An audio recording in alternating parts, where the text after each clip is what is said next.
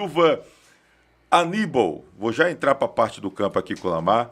Presidente Aníbal Dantas, que história é essa de que a segunda-feira chegou, o Crato está animado, vice-campeão cearense, com acesso garantido para a Série B, de olho na Taça Fares Lopes e contas bloqueadas? Exatamente. Explica essa história aí, Aníbal. Assim, a gente assumiu o Crato, sabia que seria uma missão difícil, mas que a gente tentou da melhor forma possível, profissionalizando todos os setores do clube, e a gente está, sim, pleiteando jogar essa Copa Fares Lopes, só que agora a gente ficou um pouco mais difícil, né? Em relação, acho que nem por falta de vontade, mas porque agora na frente do clube a gente vê que, assim, antes de entrar, não... Se tal coisa acontecer, a gente ajuda. Se acontecer tal coisa, a gente ajuda. Se fulano sair, a gente ajuda. E infelizmente... Tudo é incondicional. Infelizmente, as condições que foram propostas, todas foram cumpridas e ninguém ajuda. Com exceção da gestão municipal, que realmente foi um parceiro fundamental para esse sucesso.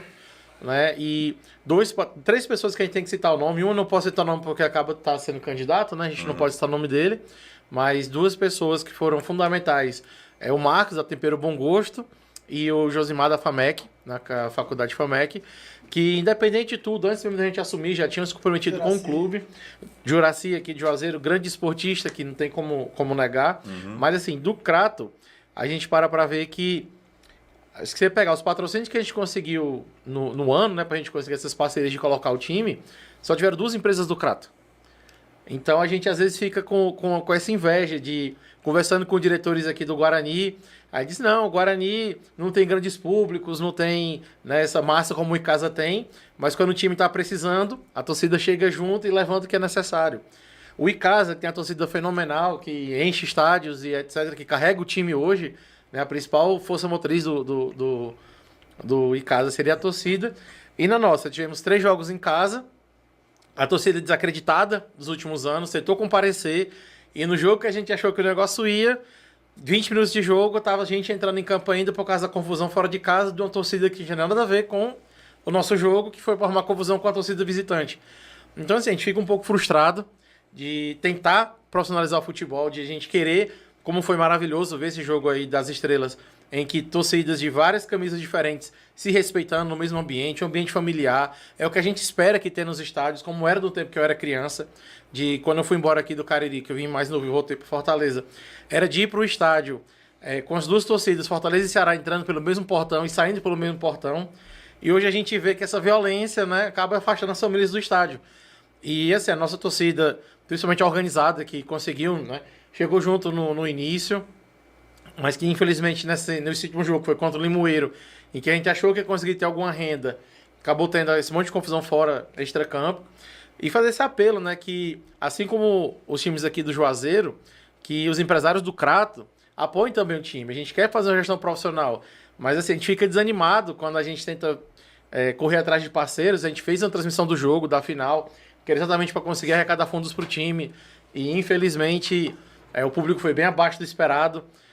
A gente tentou fazer uma campanha de arrecadação também, foi bem abaixo do esperado, mas no final vem todo mundo querer fazer aquelas cobranças. Então a gente está entendendo que o momento que a gente tem que fazer agora é realmente profissionalizar o clube, porque se a gente tivesse conseguido levantar esses recursos para conseguir sanar essas dívidas, o Crato, graças a Deus, as dívidas não são tão altas. Então, apesar de muitas críticas que tem às gestões anteriores, não é por falta de vontade, mas é porque colocam-se essas condições, não, pode ir que a gente vai chegar junto, e não chega.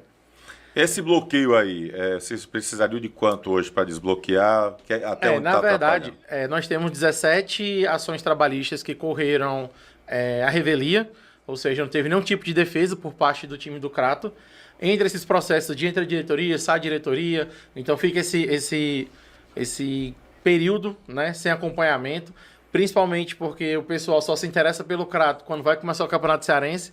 Durante o restante do período, o time fica meio abandonado, e a gente está tentando chegar para fazer isso diferente. Então a gente já estava, né, engateando com uma parceria para ter um time de futsal, tanto categoria de base quanto profissional, masculino e feminino. Estávamos engateando para ter o time feminino para jogar o Campeonato Cearense ainda desse ano, mas assim, a gente vai ficar agora bloqueado porque até para conseguir um apoio, um patrocínio, um convênio, eu não tenho mais como receber.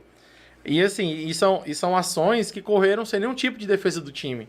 Então são ações de, acho que se eu não me engano, desde 2014, 2012, acho que tem ações mais antigas.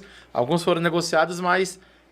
E assim, a falta de sensibilidade também do judiciário, porque a partir do momento que ele bloqueia totalmente, né, a viabilidade financeira do clube, o clube não consegue executar a sua atividade fim. Então acho que talvez pelo fato de estar jogando um campeonato, o pessoal achar que está entrando uma fortuna de dinheiro dentro do time, vamos pedir o bloqueio de tudo. E a gente está procurando esses jogadores para fazer um acordo, assim, não é da nossa gestão, mas a gente quer fazer essas dívidas para a gente conseguir trazer o Crato de volta ao que ele era. Então, conversando... Hoje compromete a participação do time na Taça Fares Lopes. Compromete porque eu estou impossibilitado de fazer qualquer veiculação financeira dentro do Instituto. Então eu não posso receber patrocínio, não posso receber convênio. A própria federação, se quiser mandar um recurso para o time, vai ter que ser pela conta do time, o recurso está bloqueado. Então como é que eu vou executar um planejamento financeiro para participar de uma competição se eu não posso receber esse valor? Se ele está bloqueado por uma conta que às vezes era um valor até irrisório, vamos dizer assim, R$1.000, R$2.000, e hoje a gente tem que pagar 30 mil, porque correu a revelia durante muitos anos, vai acumulando juros, e a gente está buscando esse momento de conseguir fazer essas dívidas através de acordos, de procurar o pessoal para fazer isso.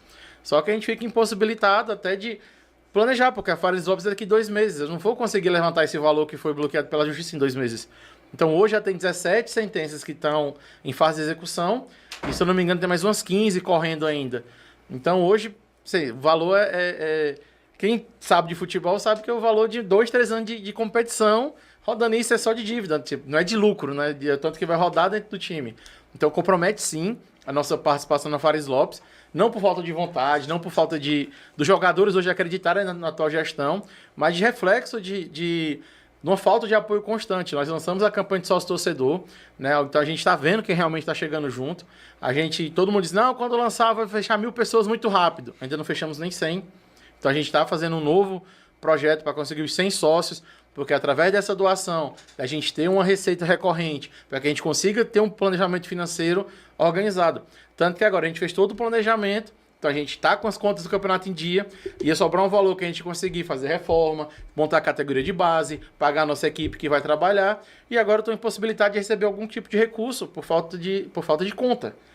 Então a gente quer para fazer essa profissionalização, mas precisa do engajamento. E muita gente fala, é o poder público que tem que ajudar. Gente, o time é uma instituição privada, né? Apesar de ser um instituto, ele tem que andar com as próprias pernas.